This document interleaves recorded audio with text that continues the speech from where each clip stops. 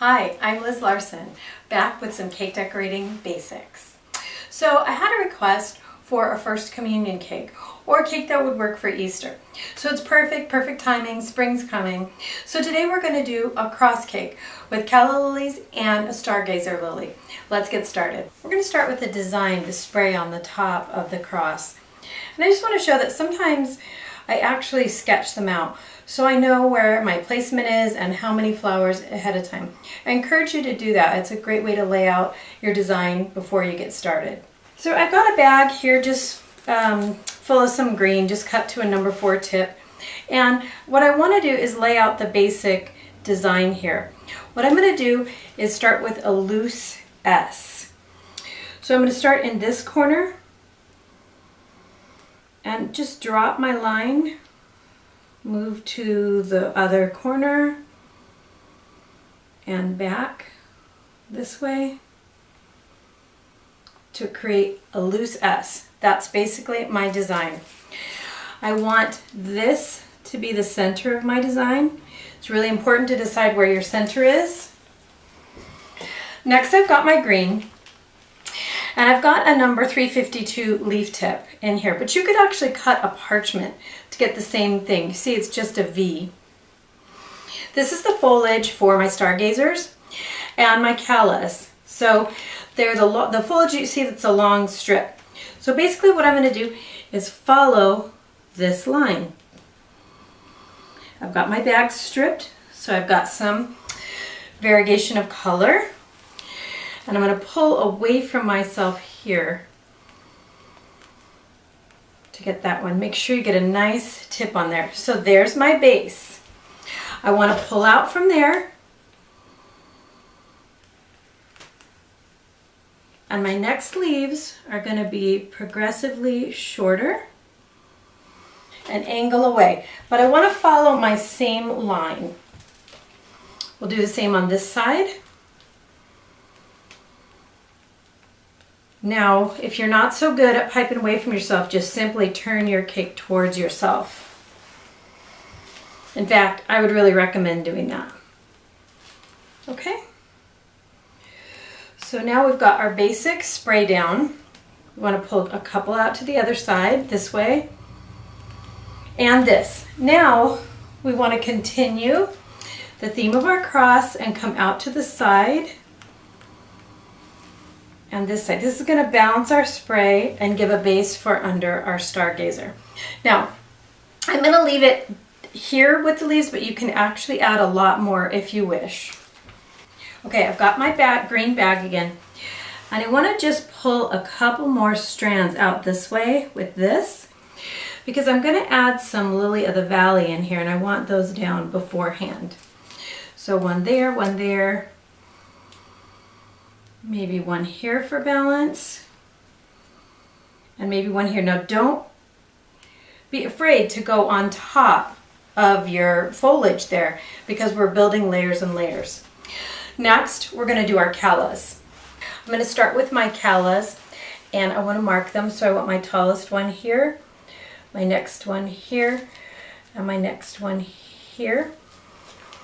I'm going to mark on this side, again, tallest one here. We're working in 3s, which gives us nice balance. Okay.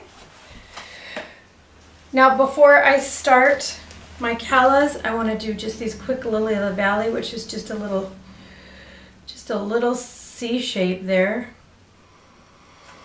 The action that I'm using for my bag is just basically the same that I might use for a straight shell. Just a squeeze, let it build and release, squeeze, let it build and release. Next, we're going to start our callas. We're going to be basically parallel to our cake to start. Begin to squeeze and pull it around to our question mark. Now, I've got a ruffled edge there, which means that the end of my tip is not quite clean. So I'm going to wipe that. Get the next one there. Now if you want more detail about how to make these, I've got a whole video just for that. For now I just want you to get the design, how we're laying them out. So we want to get our stamen in. Just got a bag here cut to a number 4. We're going to do a squeeze, let it build and release to a tip. Squeeze, let it build and release to a tip. While I'm here, I'm going to give just a little tiny stamen to my lily of the valley. Just a light squeeze and release. Just adding one more layer of color and depth. We're going to lay down the pads for our stargazer. This is really quite a large flower, and it's going to fill up this whole center. Remember that these are just the under pads to give our flower the height and depth that we want. I'll move that one over just a touch. There we go.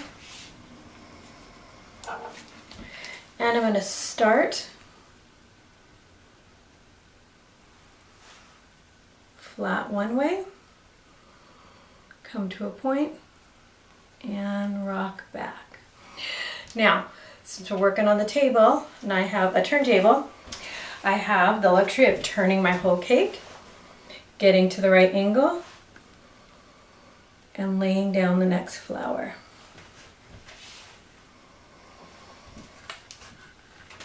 Actually, the next petal. And I'm starting to get the nice striping that I want, which is good. And there we go. There are 3 base petals. We'll move in and do the next 3. And again, if you want more on this flower, we'll have a full tutorial. Making sure we get a nice point in the beginning and the end.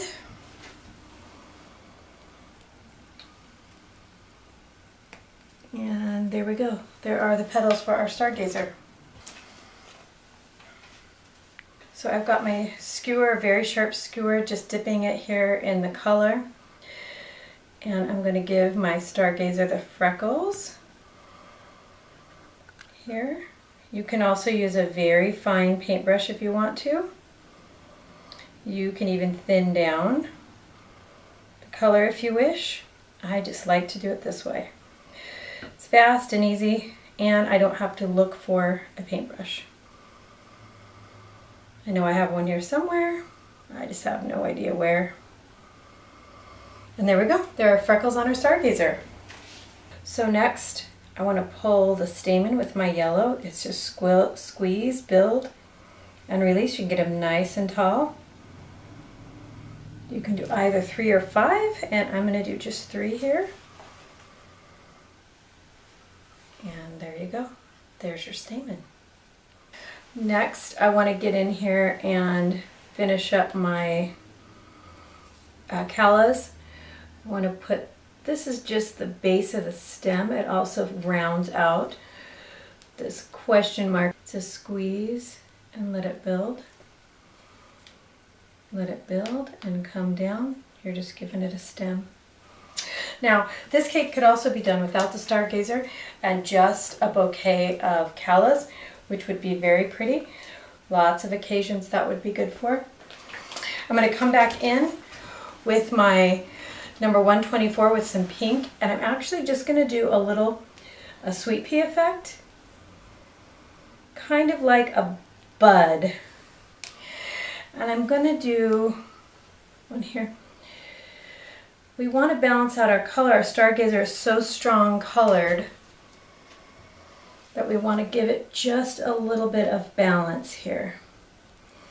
And we want these to be fairly small and not too many. Let's see if we can get away with just 2 on each side. I'm going to bring the green up the back.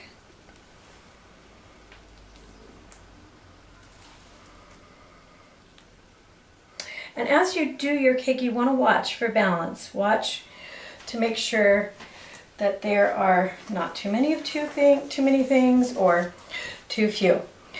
I want to do just a little extra here, a couple of dots, follow the line of my leaves there. You're going to do large dots down to small dots, just for a little extra there in your foliage. And you guys know me, there's always more I could put on, but I'm going to leave it at that. While we're here, I just want to talk about a couple of elements of design. Of course, this could be done, the same design could be done with roses or any of the flowers that you actually know how to do. And of course, we could add things to the side or more around, but usually for these cakes, we want to go with a little bit sleeker, a little bit more simple design. A little less is more generally on a cross cake. Also, I want you to notice that this isn't exactly centered. It's off to the side, and that's perfect for a couple reasons. One, it's more interesting to the eye. Two, you also can leave this space here for writing congratulations if it's a first communion, or happy Easter, or whatever you wish. So if you were going to do that, be a little bit mindful of where your foliage goes, and if you need to leave some space. So to my viewer who needed a first communion cake, I really hope this fits the bill for you. It really is a nice cake for Easter. I've actually even used this one for a funeral before. It's a great design, pretty versatile, but only kind of for this time of year, unless you're using it for a funeral. So if you want to see more of my designs, meet me at www.theartoffrosting.blogspot.com. Don't forget to subscribe. As always, it's free, and there's a ton more to come. We'll see you again soon, and meet me up at Facebook. Talk to you then.